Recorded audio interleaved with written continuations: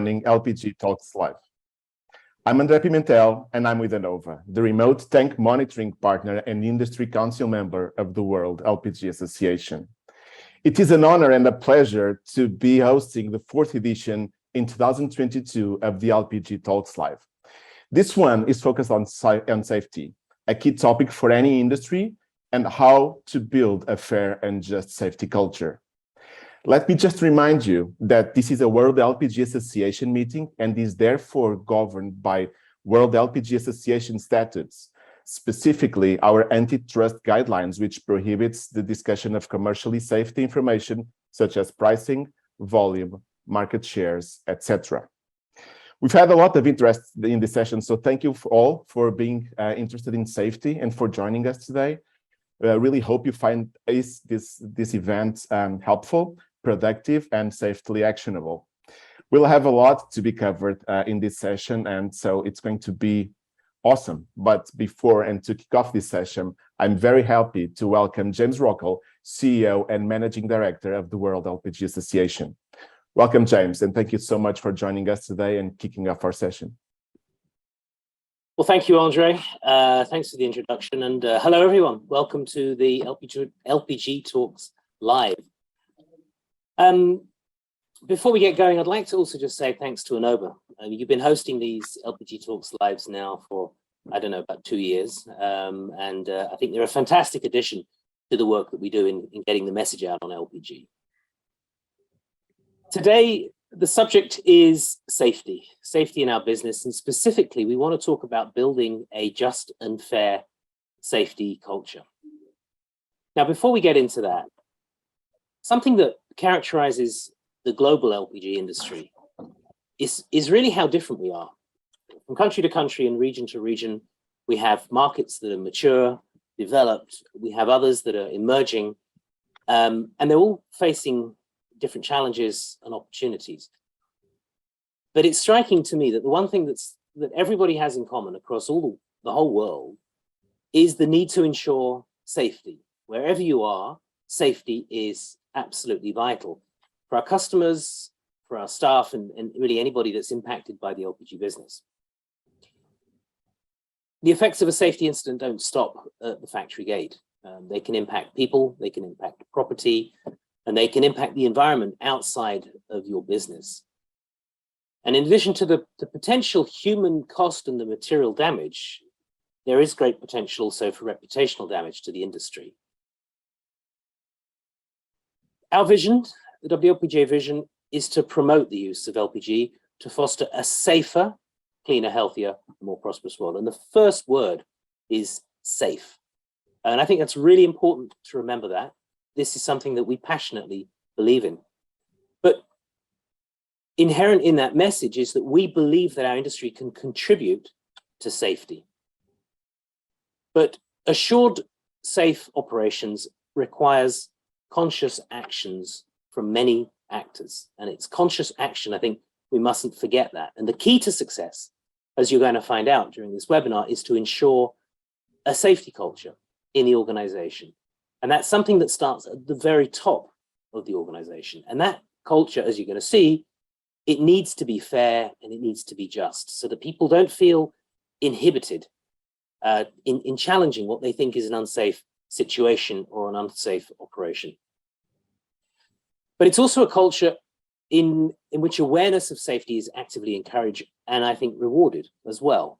And should an incident occur, learning and experiences can be shared and can be shared openly within your company, but ideally also across companies. The LPG industry is growing. It's still growing. Every year since I've been in this job, it's grown, apart from 2020 when we had a bit of a flat year. And the latest statistics, which you're going to see, the members of the association will see in the next couple of weeks, they show that we have experienced a year-on-year growth of about 4%. It was about 12,000 tons a year. And we see that pretty much every year, an additional volume of 10 to 12,000 tons. Now, as the industry grows, we need more cylinders, we need more trucks, we need more filling plants, and we need more people. And all of those people, they need to be continuously trained to understand and create the culture that we need in order to improve safety. So we can never relax as far as this is concerned. It's a continuous job. And let nobody be in any doubt that nobody in our industry can compromise on safety. As leaders, it's imperative to actively foster a safety culture and to encourage continuous improvement throughout our businesses throughout the world. I just want to finish by saying, if you want to get more involved in this debate, in this discussion, or you just want to be better informed, join us in the week of November the 14th in New Delhi at LPG Week.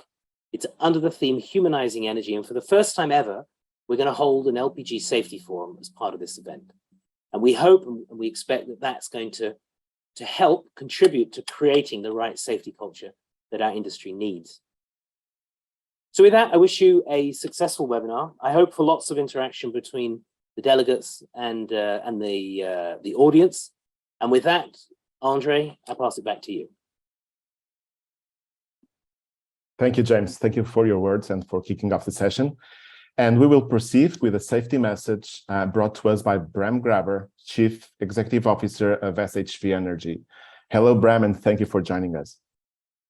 Good afternoon, and welcome to all colleagues in the industry and other interested people in this LPG Talks session.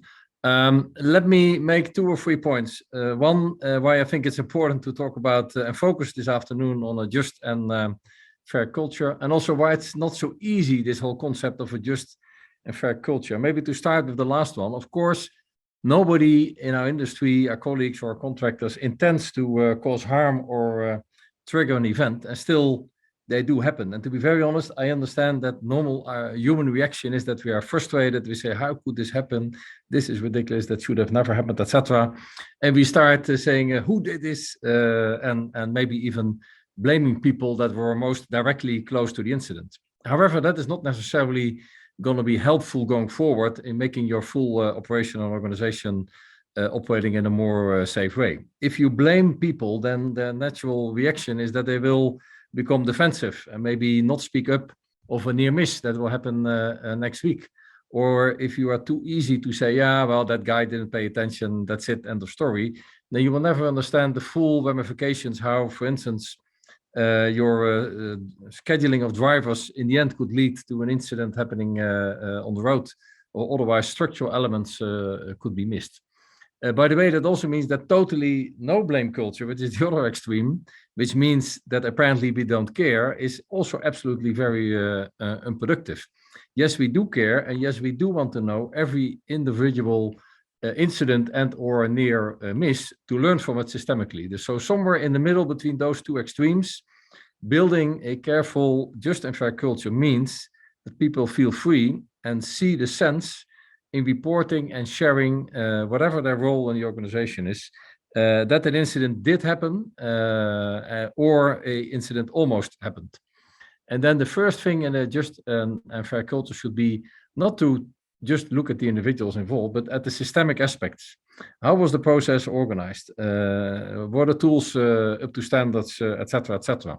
So first you have to learn from it systemically for that site or for similar processes, and then you could even use that also in the rest of the organization, or even share in your industry without any shame to share the fact that in your organization things go wrong. After that, you look not at an individual that happens to be on the site of the incident, you look at all the people involved, so also the leadership, the site, the planners, everybody that had a role to play that could lead to the incident or the near miss.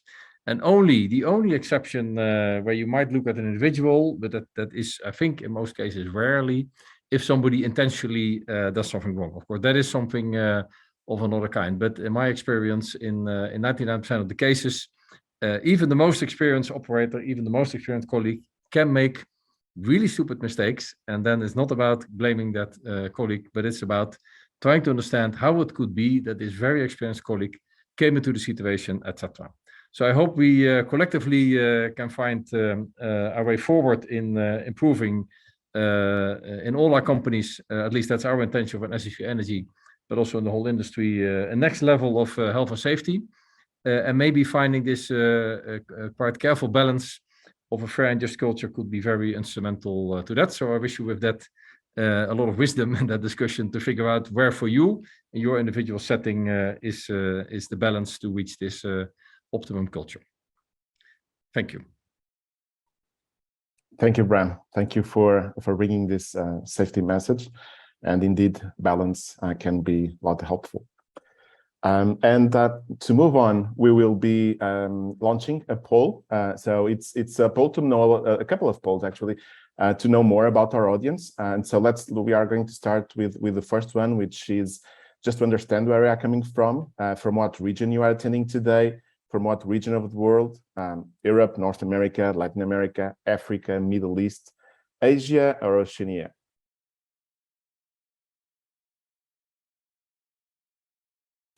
Let's just give a few seconds more. If you can select your option, it's a single choice. And so just want to understand from where in the world you are connecting with us today.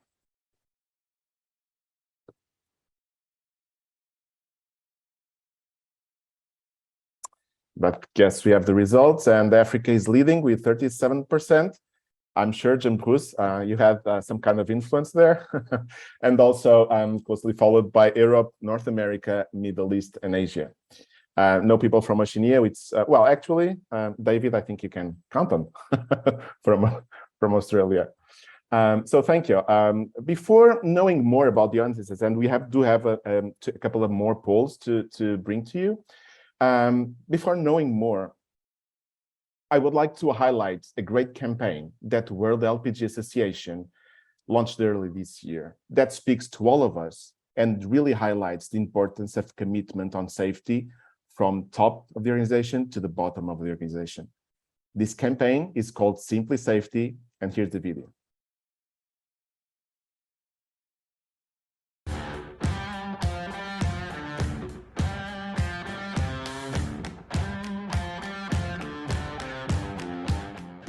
I'm Bram Geber of SHV Energy Worldwide, and I support Simply Safety.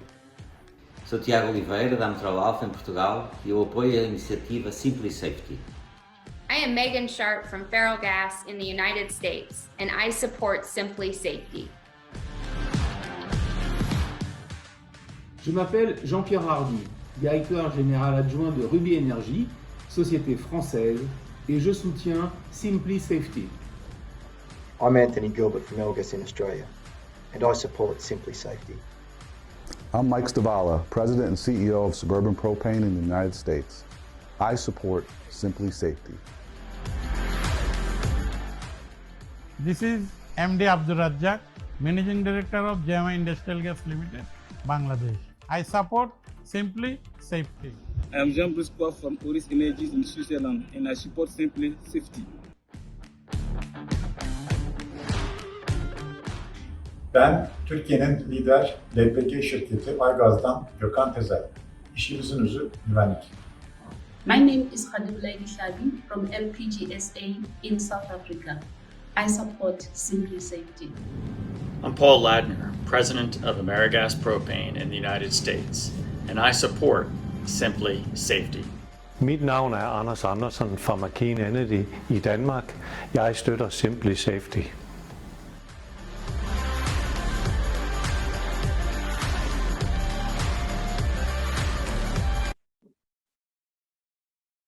I'm André Pimentel. I'm from Manova, and I support Simply Safety. And so with that, we will follow on. I think it's a great campaign. If you can reach out to the World LPG Association, it's really helpful that we help to spread the message and support this campaign. It's more naturally more than the video. It's really making sure safety gets to every part of our industry. And with this, I will follow into the second, a couple of polls, a little bit more deeper into the safety. So I'll ask to launch the second poll on the importance given to safety in your organization. So what is the level of importance given to safety in your organization? Critically important, quite important, or not at all important? And be honest, I know that we want all of us to focus on critical important. This is anonymous 100%, so So what's your perception that you have about the importance of safety in your organization? And let's have a few seconds.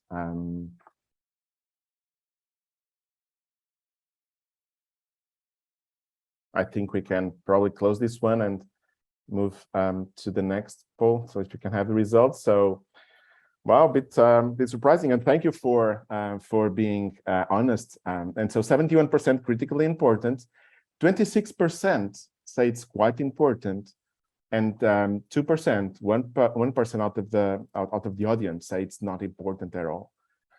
Do address that, because safety is and should be above anything else. So thank you for joining us. That means that you are looking to bring the safety topic into your company, and so thank you for joining us and wanting to know more.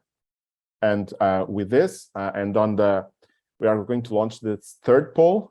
It's a lot about risk. What is the highest safety risk?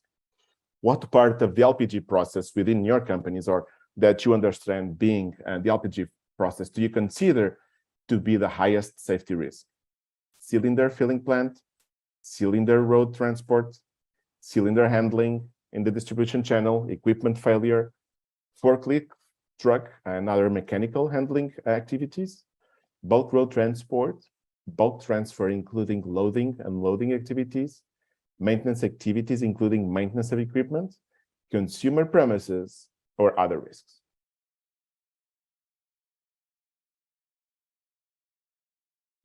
So that's quite a long list of, potentially high risk safety.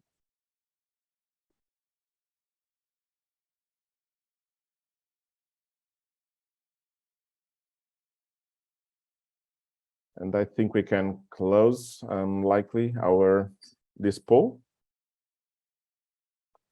And so the results point that 25% has elected bulk transfer, including loading and unloading activities, as the highest safety risk.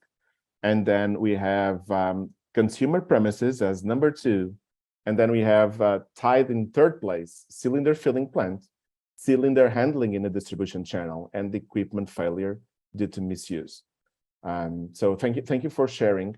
It's helpful, and I'm sure it's going to be a point of discussion in our session. And it is now time to move to our panel discussion. I would like to present David Tyler, Technical Director of the World LPG Association, who will be moderating the panel. Welcome, David.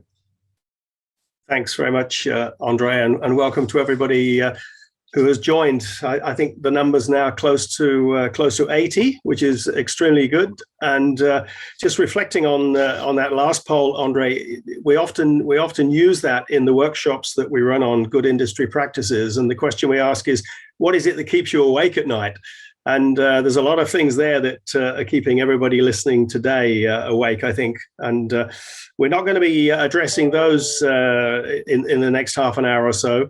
We're going to be addressing the topic at hand, which is the just and fair safety culture. But just to let you know that we do run these workshops all over the world, and we can run them virtually now very easily. And if after this webinar you would like to have more information about that, then please get in touch. But my job today, and I say this evening because it's this evening in Australia, where I am right now, is to invite 3 panelists, Megan Sharp, Jean-Bruce Couat, and Marcus Dreyer, into the discussion. We'll be together with you for about 20-25 minutes or so. There is a Q&A box at the bottom of the screen. So if you have any questions that you'd like to ask the panel, please send them through. But what I'm going to do now is just briefly introduce each one of the panelists before we get into that discussion. And ladies first, Megan Sharp, the Vice President Operations Support at Feral Gas in the US. And also Deputy Director of Personnel at the Nevada Air National Guard. And I think we could have a really interesting discussion with you, Megan, about the issue of safety in those 2 respective positions. But we won't. So let me just ask you very briefly to give us a little introduction about what you do with Feral Gas in relation to with relation to safety. Yes, thank you very much, David, and good morning from the West Coast of the United States. My name is Megan Sharp. I am the Vice President of Operations Support for Ferrellgas Propane. So I'm responsible for safety of our nearly 5,000 employees at Ferrellgas. This includes Blue Rhino, Ferrellgas, and Ferrell North America operational safety and site. I've had the opportunity to spend the last 16 years in the field, being in and around LPG safety my entire career, most recently as a region manager in the Western half. So David, I'm pleased to be in attendance as a panelist today. Thanks ever so much, Megan. And my second panelist I want to introduce is Marcus Dreyer from UGI. Marcus is the Vice President of Operations in UGI, and I know based in Europe, but has responsibility beyond Europe. So Marcus, come in please and just introduce yourself for us. Thank you, David. Hello, everybody around the world, whoever is listening and watching this LPG Live Talks. I'm very pleased to be on the panel again. I have been on the panel. It's always great pleasure and great fun being here. So my name is Marcus Dreyer. I'm with UGI International for several years already. I can't even remember when I joined the industry. Safety is not my core education, I admit that, but over time I slipped into the safety segment, and safety is embedded in operations excellence in UGI International, so it falls nicely under my remit. And I have the pleasure of working with highly skilled and top educated safety experts in our group, and we drive several programs just to ensure an utmost safe business. And yeah, that's what I do. Thanks, Marcus. And then finally, our third member of the panel is Jean-Bruce Coeur, Oryx Group, based in Switzerland. But I know, Jean-Bruce, your business is very much focused on Africa. I think you've got something like 20 affiliates in Africa. You're based in Senegal. But tell us a little bit about yourself and your role in the group with respect to safety. Thank you, David. I am Jean-Bruce Coeur. I am the group HSEQ manager of Oris Energy. We are dealing in Africa. Most of our business in Africa. We have one affiliate in Spain, which is in Las Palmas, and we are dealing with all type of LPG of product, like we have LPG lubricant, we have liquid hydrocarbon. Regarding the LPG activities, we are in eight countries, and we have about 22 LPG filling plants. On myself, I spent most of my life in LPG. I have 25 years in LPG industry.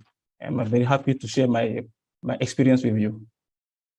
Thank you very much. And well, we saw the video on Simply Safety just now, and I think you'll recognize a few people in that video we've got actually with us today. So we're very privileged to have a bunch of safety champions around the table. And let me stay with you, Jean-Bruce, with this question of your affiliates in Africa. I know some of them are on the west side of Africa, in West Africa, and some are on the east. So tell me, what sort of a challenge is it? And are there any fundamental differences when you address safety in the different regions of Africa? What we have put in place, we have put two regions. We have East Africa and West Africa region. And we have two regional managers who are dealing with them. And in terms of safety, since both are from this region, they know how to deal with stuff there. So, but staff are feeling they are feeling protected. They are not feeling punished when talking about safety, because all the top management are involved in dealing with safety.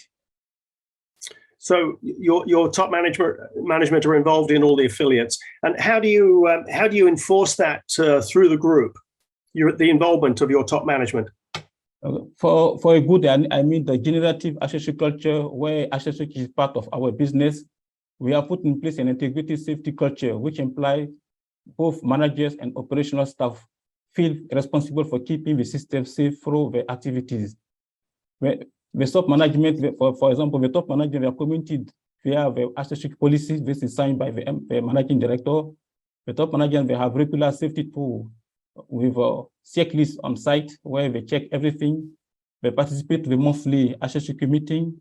They participate also to the toolbox meeting, and all the activities for the managing director.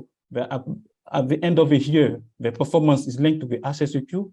So it means they are involved in the HSQ. When the staff saw them on site, they are also more involved since they see the MD on site. So this is one part, and for the staff, what we put in place, because we have not only our internal staff, we have also the transporter staff. We are putting in place a reward system where we are going to award the best staff, the best affiliate, and the best site. Regarding the customers, I mean most of the customer and the transporter. For the transporter, we have put in place a transporter league, where we have a competition among transporters. So we are awarding the best transporter regarding the number of reporting incidents, the training of the drivers, and also we award the drivers. We ask the driver to report near misses, to attend to toolbox meeting, to report also all deviation. So we are not blaming only drivers, we are not blaming only the staff, but we award them.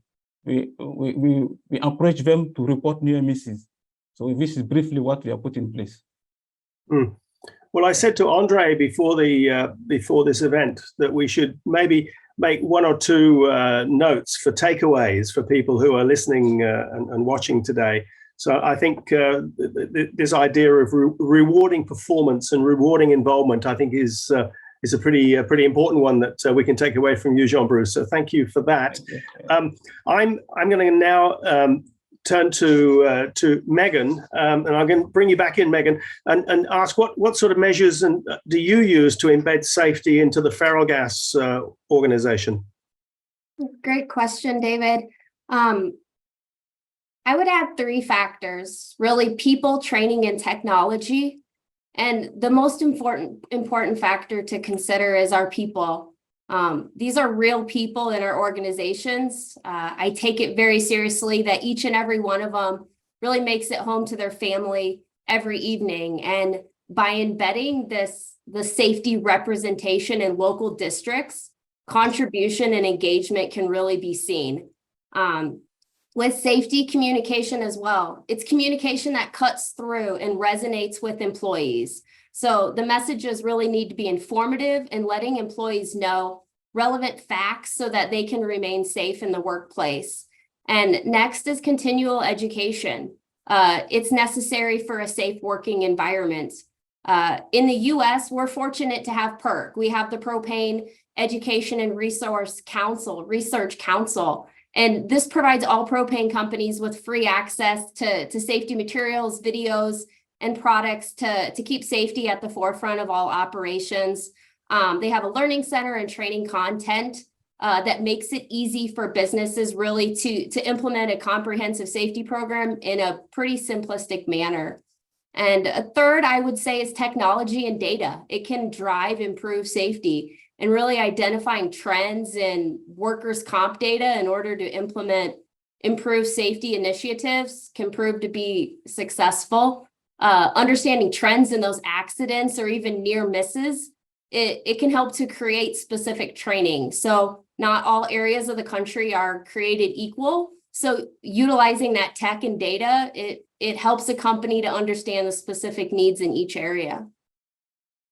Thanks, Megan. And you mentioned PERC and the access to the PERC library of information on training. And WLPGA has not quite as an extensive library as PERC, but both are available to everybody. This is not a US resource; it's a world resource.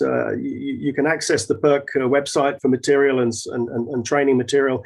And equally with the WLPGA one. So there's no lack of information out there. And as James mentioned, we have something like 10 million tons of new business new to industry business coming into the industry every year, and that brings new people, and all these people need training and educating. So very interesting point that you make, and something else, Andre, for you to note down. I think education and training is very important.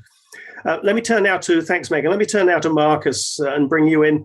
And you know, I know from previous conversations I have with you that your organization has an ongoing group-wide safety program in place that involves both the workforce and the management.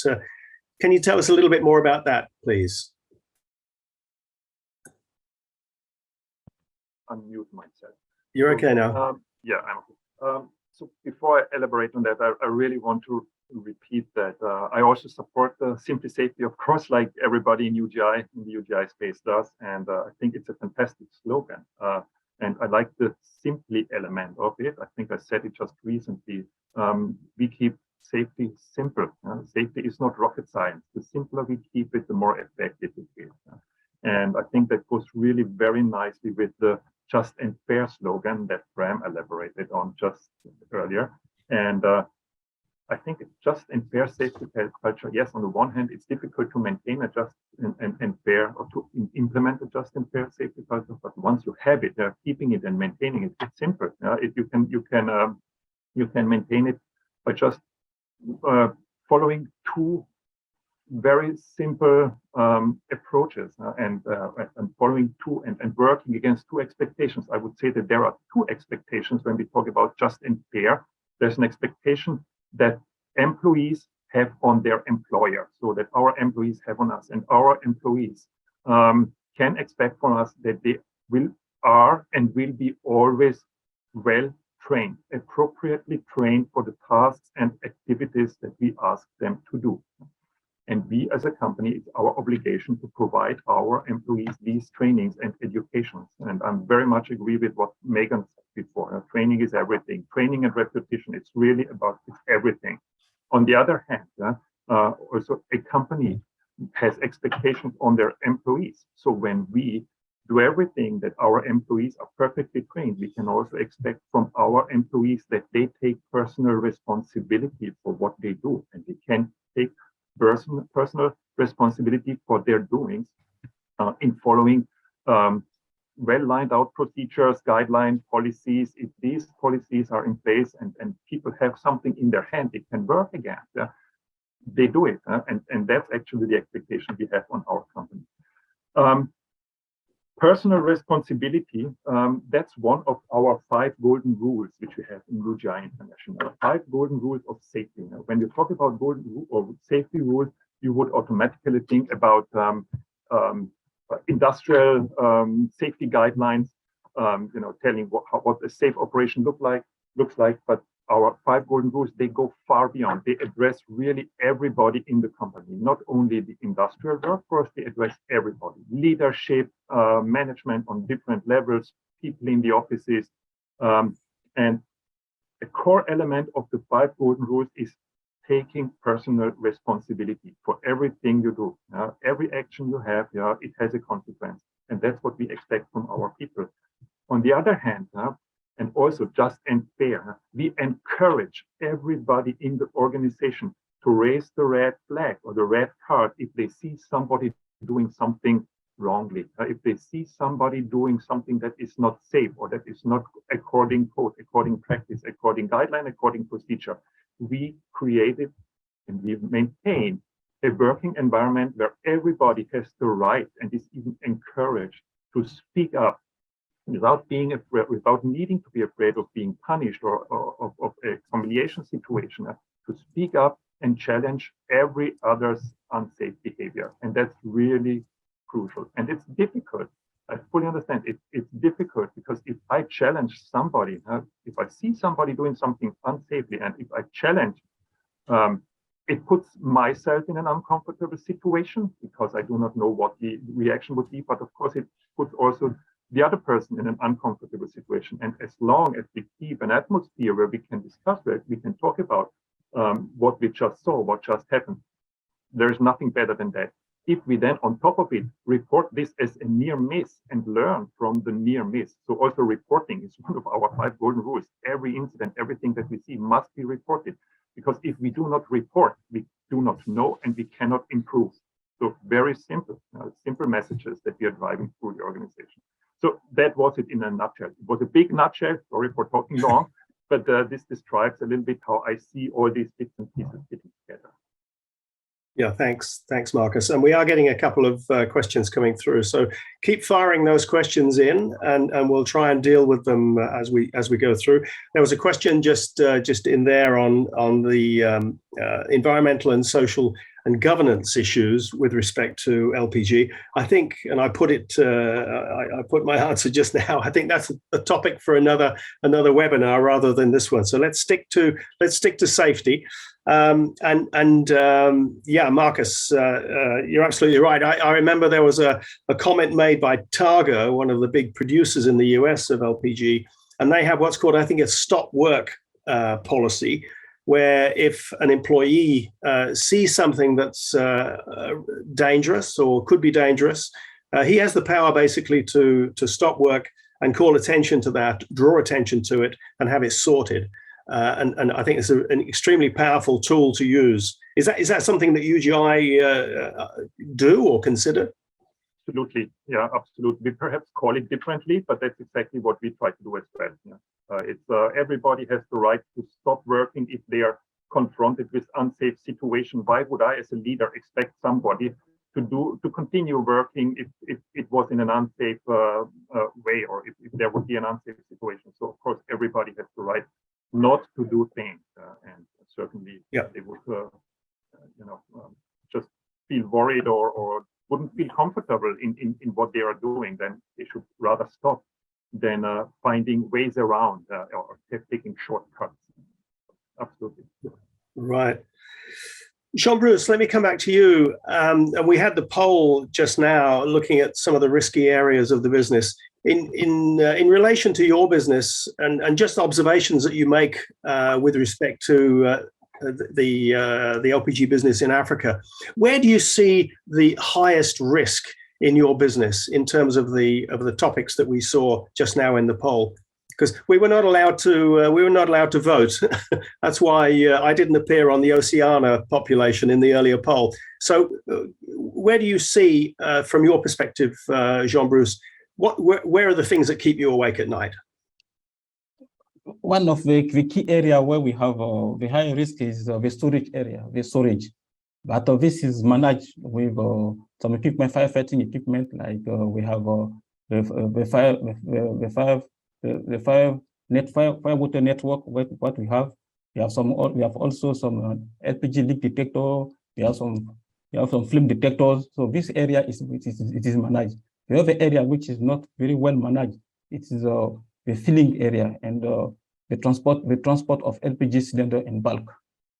The filling area, you need to have a very good equipment to check the leakage and to check the effective weight of the cylinder. So if you don't check very well the leak, you have some leak cylinder in your market, and this one will cause accident. If you don't check very well the quantity of LPG, you can have overfilled cylinder. This overfilled cylinder will can be a risk for your cylinder in the market. And the other area is the transport of the LPG by cylinder or by truck. This transport should be well managed, because when drivers are not well trained, they will make an accident. When the trucks are not well vetted, don't do the technical vetting of the truck, you can also have an accident. So both area, the checking of the cylinder at the filling plant and the transport of the cylinder are the high risk area which are not very well controlled most of the time.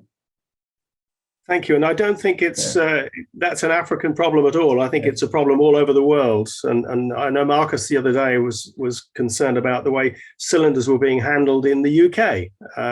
And this was somewhat of a surprise when I heard that, Marcus. But have you found a way to fix that yet?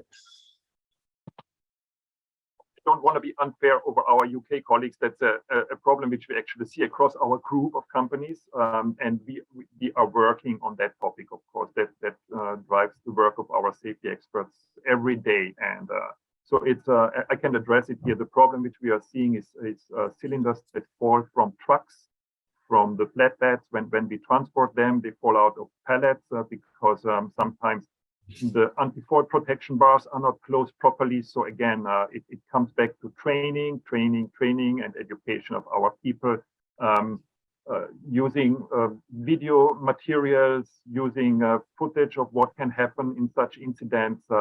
It's talking to the heart of the people, making sure that they understand what they're doing, or what wrongdoings, what kind of consequences it may have.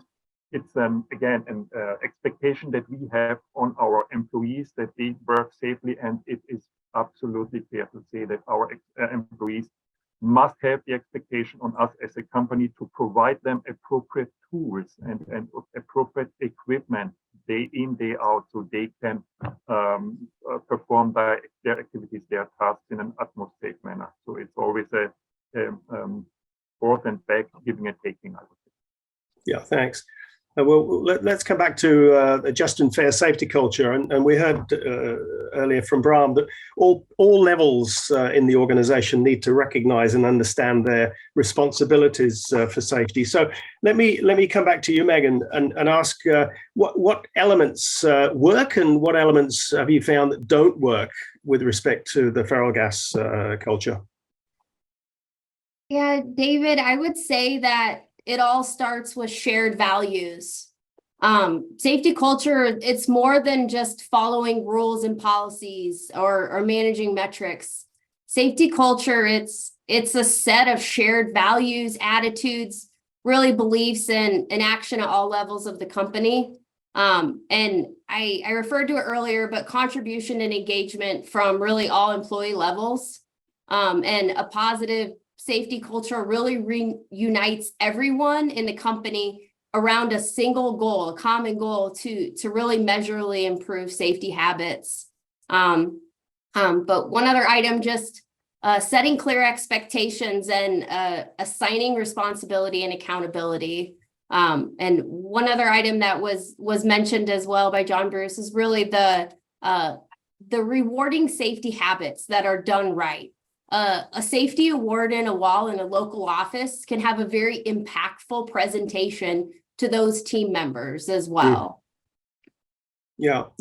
And what are the areas that actually diminish safety in the workplace for you?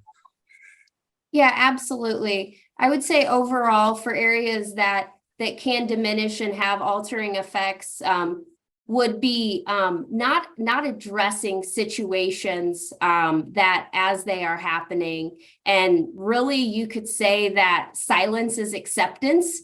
And so making certain to communicate when items are happening and really the near misses and the issues that happen, to be able to communicate those with all levels of the organization.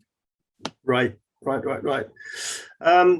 We've got a couple of questions coming through on the Q&A as well, so feel free to keep adding to that if you have any questions. And Mayank Semwal has made an observation: the highest risk in our LPG business is with the consumer. And I think it's a reasonable assessment to make, because we have a lot of skilled people, we have a lot of codes of conduct, and we have a lot of standards and so forth.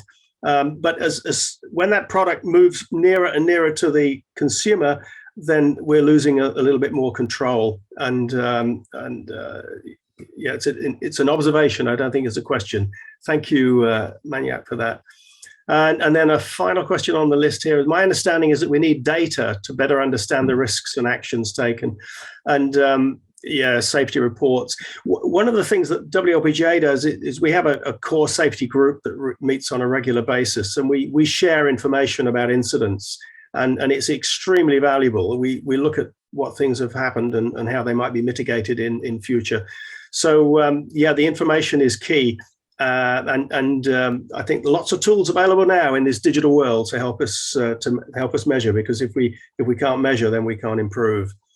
So we're getting close to the end, I think, Bridget, of our program for the panel discussion. So let me just go back. I'll stay with you, Megan. If you've got a couple of takeaways that you'd like to give people who are listening and watching this webinar, so that we can have a little list of takeaways. So what would be your 2 key messages with respect to building a just and fair safety culture and involving all the people within the organization from the top down? Yeah, I would say that understanding what your fail-safe is in every situation, right? The forward thinking of second and third order effects can really be instrumental in producing, proactive measures and solutions. And I'll go back to communication too. It's critical to talk about what has gone wrong and really find solutions for the mishaps. Explain the why behind what's occurred, with enhanced policy and guidance. Excellent, thank you. And Marcus, what would your 2 be? I would like to address this particularly to the managers and to the leaders who are listening and seeing this web call. And I would really ask everybody and encourage everybody to act as role models and to walk the talk. Not only talk the talk, but walk the talk. So really be a role model when you talk, when you meet with your folks, with your employees, with your drivers, with your office-based staff, with your filling plant workers, and you address safety. Be a role model. Let people see and let them feel that you really stand behind it. Don't let them think that it's just a management talk, and when you turn around, everything is basically forgotten. So really be a role model. And then I would also say, listen carefully to all the concerns, to all the problems that people in the field, that our workforce is having and is addressing. It needs courage for people to address concerns and problematic situations to leadership.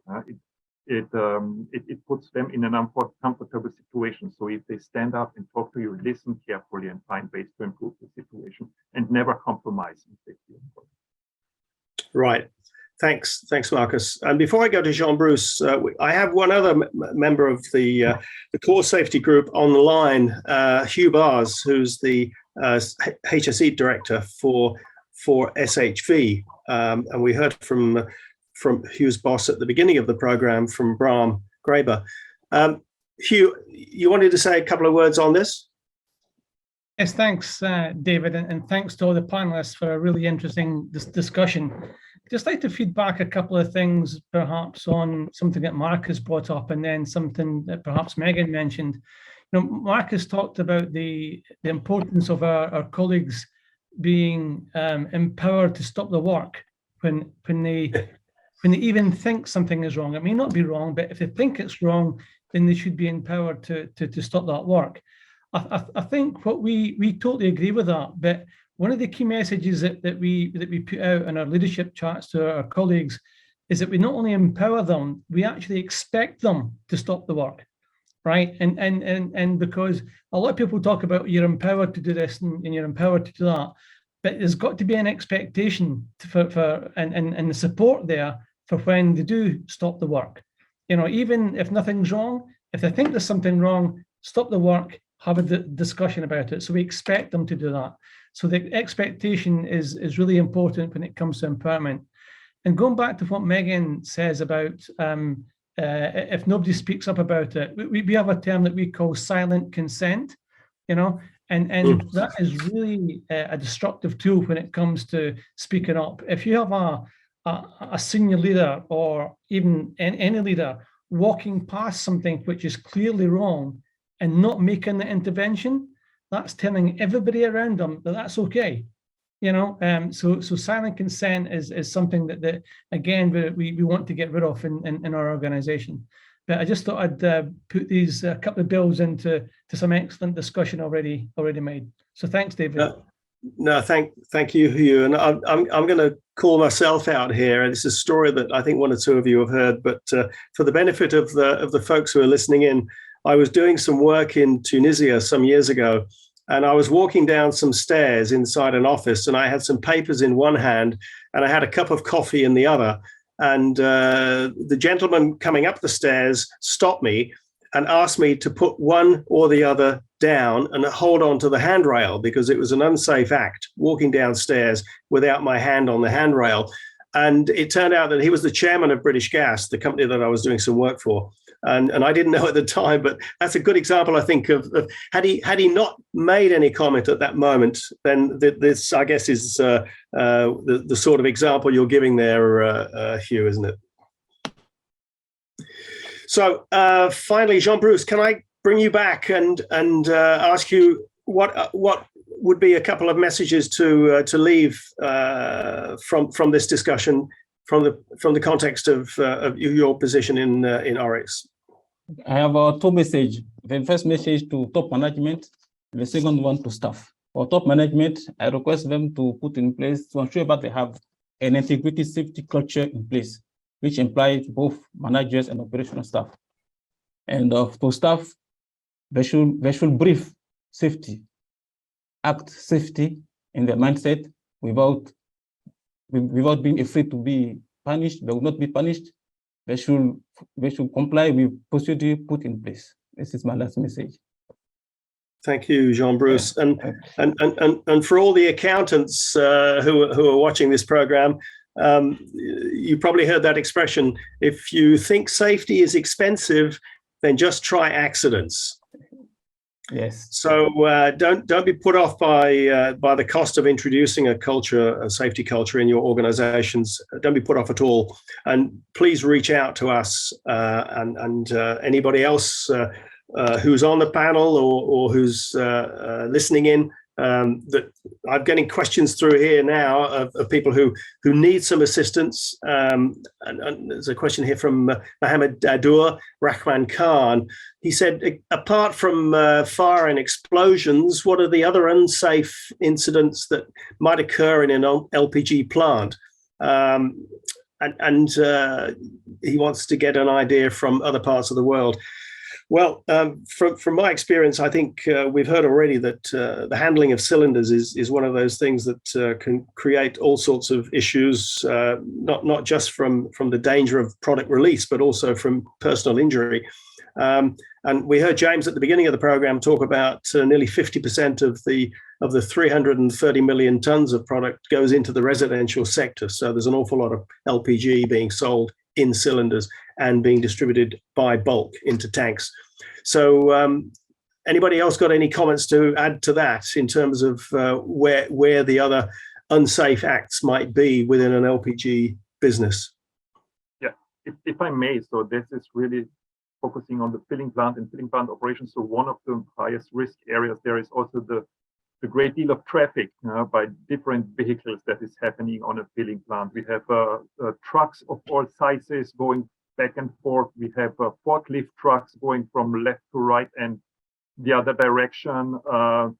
Sometimes, I wouldn't say speeding, but sometimes there are some little race challenges happening, which should definitely not happen. And I have seen forklift trucks incidents, which I definitely did not want to see in the past. So that would be two areas of concern for me as well. Thanks, Marcus. Another question coming in from Mayank Samwal. He said, "This is an interesting one. Maybe Megan, you can respond to this. Is it okay to issue warning letters if somebody consistently breaks the safety rules in the organization, or what other solutions are there?" So we've got a consistent problem where somebody's well, it looks like I think he's saying breaking the rules. So I think there's something deliberate happening here. This is not a training issue where you need to improve somebody's skills.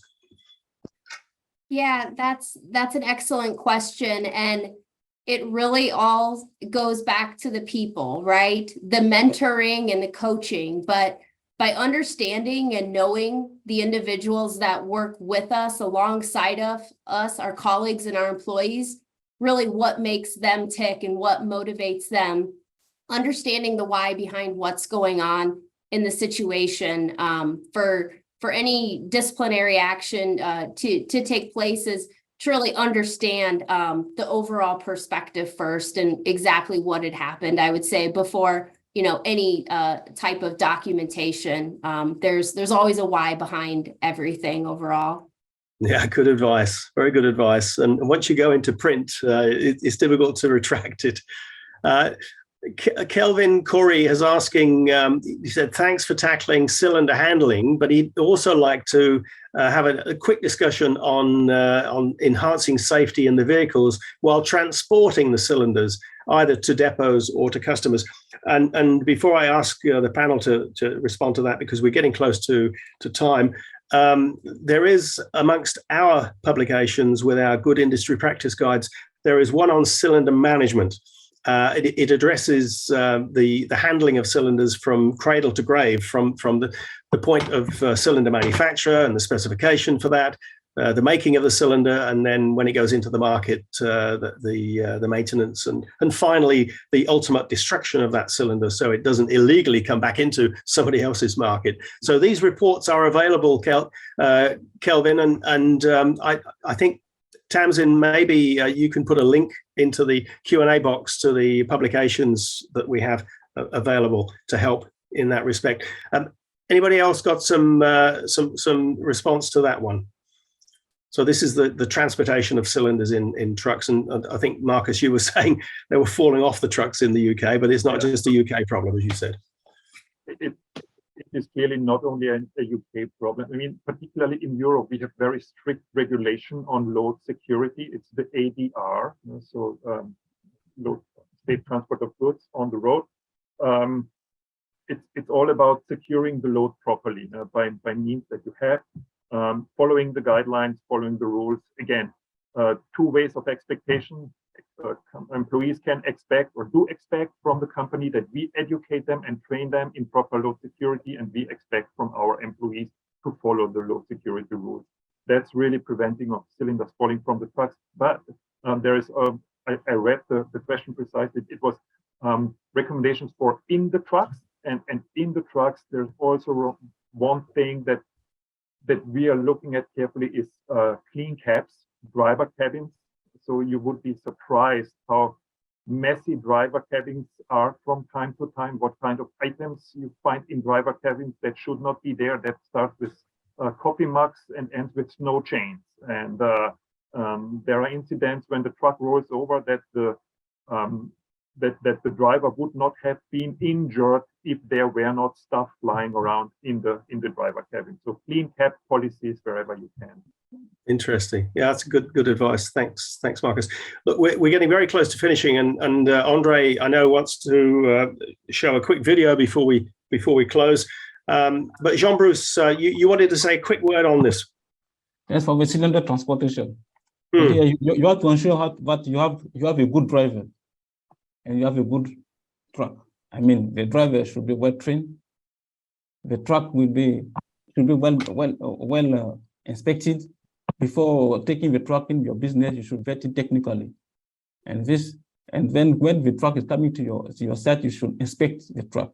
And you should also ensure that this truck is having a CCTV, a tracking system installed, so that you can track the truck and also the driver to see if the driver is driving in good condition, is respecting the driving hour, is respecting the driving speed. So you have to ensure that we are both in place. Otherwise, if you don't control, you'll have an accident. Yeah, thank you. Look, I'm going to have to draw a line under it now. We're almost closing, and I'd just like to say thank you to the panel and thank you all for the questions. And we've got a bunch of questions we haven't answered, but we will get back to you.